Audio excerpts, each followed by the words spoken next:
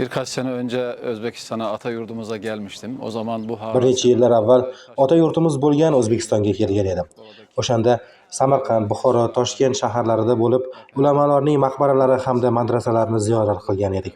Albatta, ota yurtimizning asrlar avval ko'plab ulamolarni tarbiya qilishi, ularni yetishtirishi turkiy hamda islom dunyosiga tasavvuf, hadis, fiqh, usul ilmlarini o'rgatgan olimlarimiz hisoblanadi.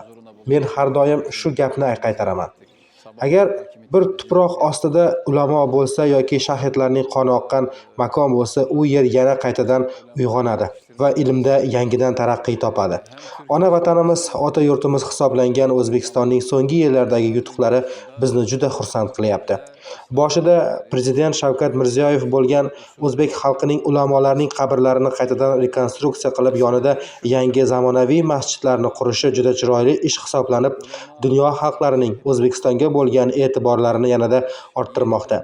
Ayni vaqtda men Anqaradagi Islom tafakkur institutida doktor Mehmet Gormez bilan birgalikda ishlayman. 2 yildirki O'zbekistonning Motrudiy, Buxoriy va Termiziy markazlaridan tadqiqotchilar kelmoqda. 13-15 kishini tashkil qilgan tadqiqotchilar bilan biz Anqarada bir oylik darslar tashkillashtirganmiz va u yerda muzokaralar uyushtirib, ular bizdan istifoda qilyapmiz.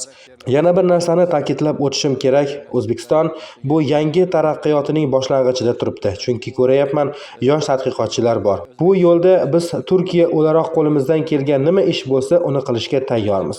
Chunki biz ilmimizni, irfonimizni, o'tmishimizni bu yerdan, ota yurtimizdagi olimlarimizdan, xususan Imom Marg'inoniy, Imom Buxoriy, Termiziy, Dorumiy, Motrudiy, Shoshiylardan o'rgandik. Bu sanab o'tgan olimlarimizning hammasi ushbu zaminda.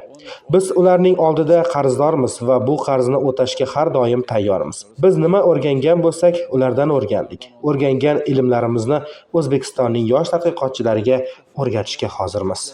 Ben bütün Özbek kardeşlerimize, yöneticilerine, başta Prezident Şevket Bey olmak üzere herkese çok rahmet diyorum, çok teşekkür etmek istiyorum.